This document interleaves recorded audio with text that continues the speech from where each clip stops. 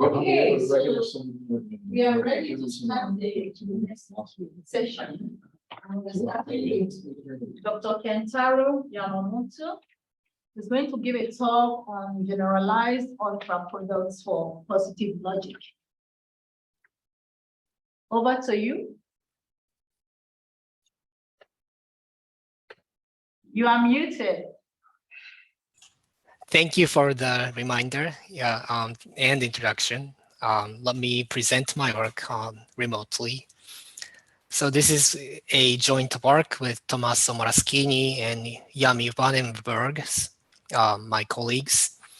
And this is a presentation of some work in progress. Okay, so let me first show you what generalization I'm talking about. So for the purpose of this talk, a well-founded forest is a poset where every principal downset is a well order. And for such a poset, we can always associate a filter in the Heiting algebra of upward closed subset of the poset.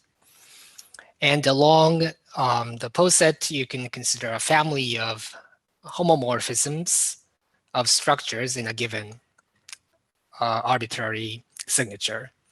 So I call this a direct system of homomorphisms. It may be a little bit of a misnomer to call this a direct system because my poset is almost always not directed.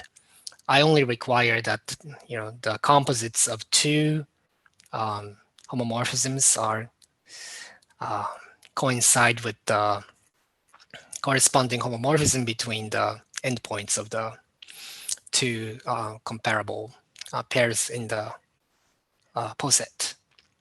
Anyway, that's what I call a direct system in my talk. And given that, we will consider the following subalgebra of the product of the domains and codomains of the given homomorphisms. So they are exactly, they consist exactly of tuples for which there is a big enough element that is a subset of the poset in the filter such that within those coordinates, the elements in the tuple follow the prescribed homomorphisms. So that's the subalgebra I want to consider. And as is the case with ultra product, I can define a equivalence relation, actually a congruence on the product, which is defined just as you do with ultra product. By that I mean, if the two tuples are the same on the coordinates, square bracket A equals B, and that set belongs to the filter, then the two tuples are identified. So one can show that that is actually a congruence. And if you take a quotient in regards to that congruence of this subalgebra of the product, then you call this a filter product. And we call it a prime product when the filter happens to be a prime filter in this Heiting algebra. Okay. Let me show you a few examples. First of all, every ultra product is a prime product in the sense that I've just described. You just take the poset to be your index set and define the relation as the diagonal relation. This is not very interesting. Second of all, if you have a direct limit along a well order, then this is a filter product, not necessarily a prime product. What do you do? Well, you take as your filter the smallest filter, consisting of the entirety of the so this is a typo. So your filter consists solely of the entirety of the poset. So F will be the singleton I. maybe more interesting example will be the item 3. So suppose we are in the language of unital rings, and as our poset take omega with the ordinary notion of order, and my filter consists of all non-empty upsets in this chain. So this will be a prime filter. And I need to have lots of rings, but they will all be isomorphic, which will be just the polynomial ring over some field. And my homomorphism will be the same as well. So they will be some evaluation homomorphism for some fixed field element.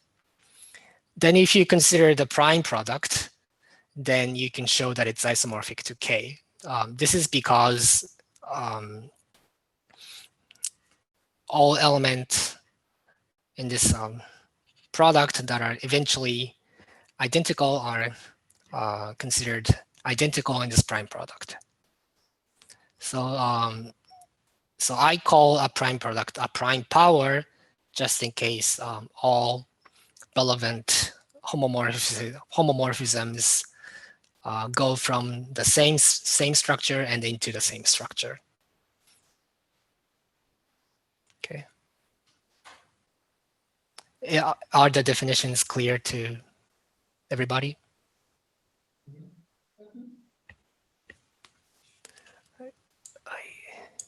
Okay. Okay, so the following point may not be clear to every one of us, but if you know how to understand outer product in terms of sheaves, then here is a way to understand our construction sheaves theoretically. So outer product can be thought of as the stock at the given outer filter of a sheaf obtained by composing the checkstone compactification with the sheaf that assign every finite subset of the index set to a direct product on those selected indices. And if you understand what an outer product is, then our construction of prime filter product can be obtained by replacing the checkstone compactification by the so-called Nachbin compactification. And the original sheaf will be replaced by the sheaf that assigns to each finite set of indices this a little bit complicated subset of the finite product. So this will be a sort of point in passing, but this is a way to understand our construction. But anyway, so I promised that I will introduce a generalization of outer products for positive logic. So let me define what positive logic is. So this notion was has been proposed by and studied by some model theorists. According to them, here's the definition. So a positive existential, or they might just say positive formula, is a first order formula built from an atomic formula by these logical symbols. There exists and or, but crucially you exclude negation and of course conditional and for all. A technicality here is that you allow bottom or contradiction to be an atomic formula as well. And having defined that, we can define what an H inductive formula is. So a basic H inductive formula is universally quantified conditional between positive existential formulas. And an unqualified H inductive formula is just a conjunction of basic H inductive formulas. So in my view, the most elementary example of structures that cannot be axiomatized by, say, or rather the most important class of structures that are not quasi-variety, but can be axiomatized by an H inductive theory is that of fields. So field axioms contain a few problematic axioms, but they turn out to be within the scope of H inductive theory. For instance, by the technicality that I just mentioned, the requirement that your field is not a zero ring can be expressed by conditional between two positive existential sentences. So I required that the bottom was an atomic formula, or rather atomic sentence. So in particular, it is a positive existential sentence. So this requirement that zero is not equal to 1 is actually H inductive sentence. Moreover, you can write that there cannot be no zero divisors by using disjunction, which is allowed in our context. So x equals 0 or y equals 0 is a positive existential formula. So this requirement of not having zero divisors is also H inductive. And you can moreover state the existence of multiplicative inverses for non-zero elements can be stated in this way in an H inductive manner.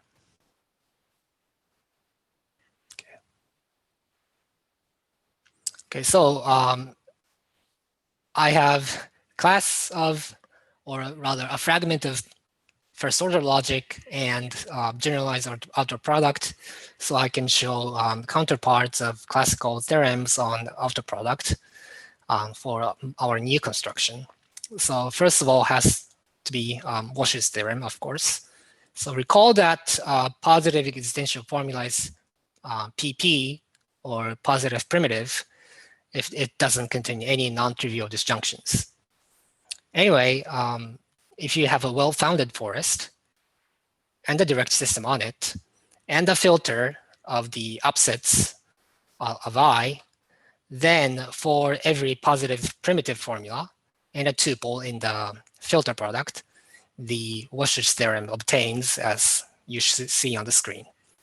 And moreover, your filter happens to be prime, then the displayed by condition is true of all positive primitive, for all positive existential formulas. So this biconditional holds of formulas involving disjunctions. And proof goes as you expect, but the tricky case is how to use well-foundedness assumption of the well-founded forest. And this is actually crucial in the proof of the second claim, that for the prime filter case. And if you think about it a little bit, then you can generalize this result a little bit. So if your formula is merely H inductive, so that's a little bit broader class of formulas, then you can show that if your formula holds true in the,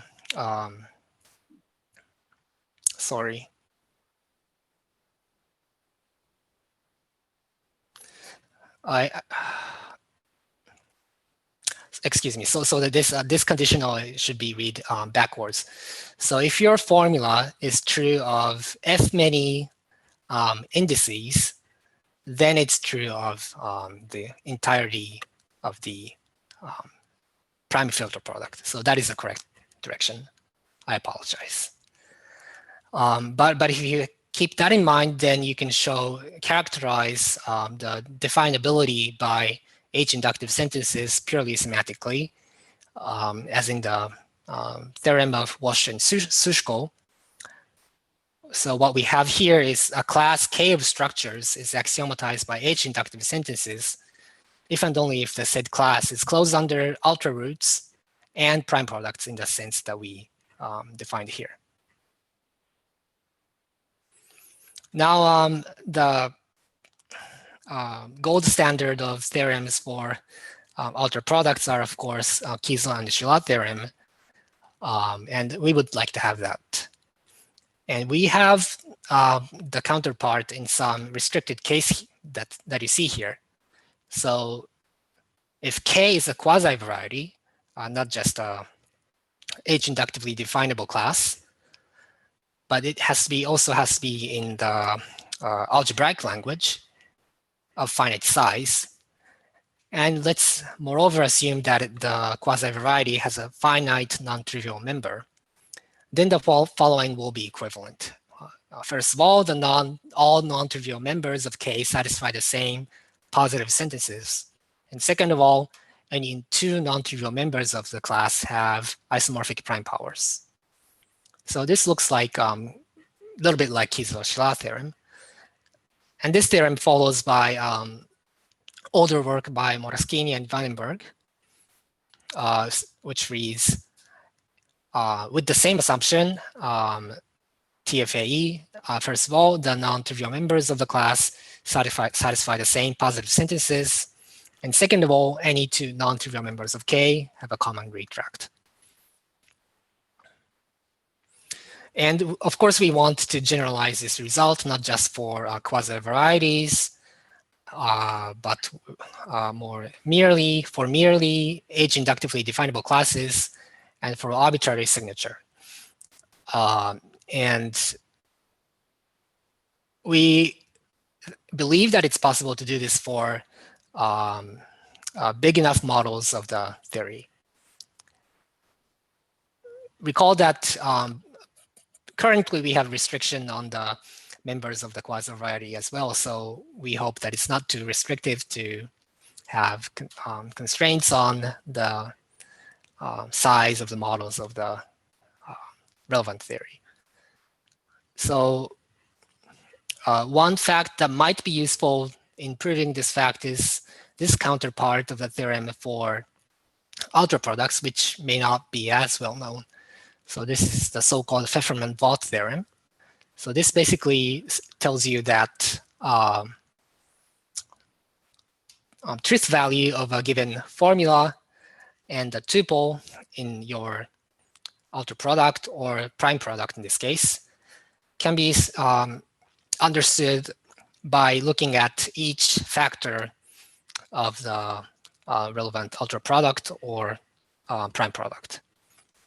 And that theorem can be generalized or adapted in our context by considering the Heyting algebra of upset of our index set instead of the Boolean algebra of the index, the power set of the index set of the ultra product.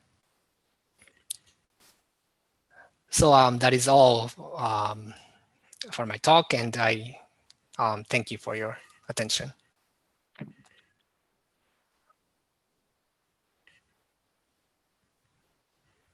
Thank you very much for the talk, and we have a lot of time for questions.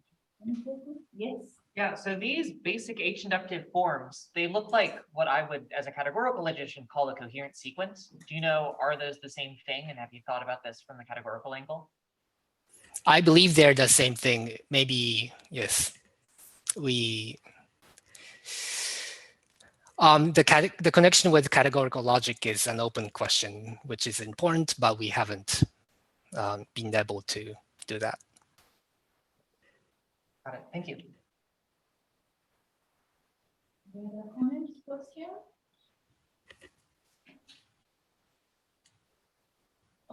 If we have time, would you mind? Good.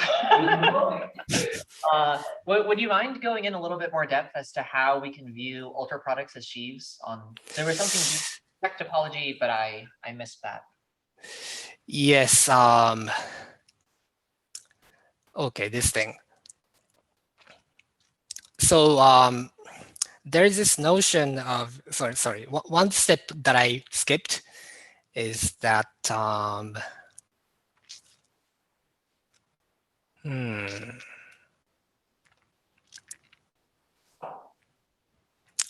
well, I don't know if I'm familiar with this view myself enough to be able to explain this to you in the remaining few minutes, but I'll try anyway. So so you start with the sheaf of assigning you start with a sheaf that assigns to every finite subset of your index set to the direct product of the given structures at those finitely many indices. And you somehow, so that'll give you a family of direct products indexed by finitely many subsets of I. So that's the sheaf, and you consider the Stone-Check compactification, which goes from your index set to the beta of that index set. And so I can't remember which way this composes, but it either precomposes or postcompose this continuous map. And this will give you another sheaf, and if you have an ultrafilter on the index set I, then it can be regarded as a stalk. So you take the direct limit along that ultrafilter, then you draw picture diagrams, then you will see that it's isomorphic to the ultra product. It's not very efficient to do this remotely, and I apologize for the ineffectiveness. But my point is that the transition from the ultra product to the filter product is not so strange as you might see from the definition. That was my point. Yeah, thank you. So if that is it, let's turn the speaker again.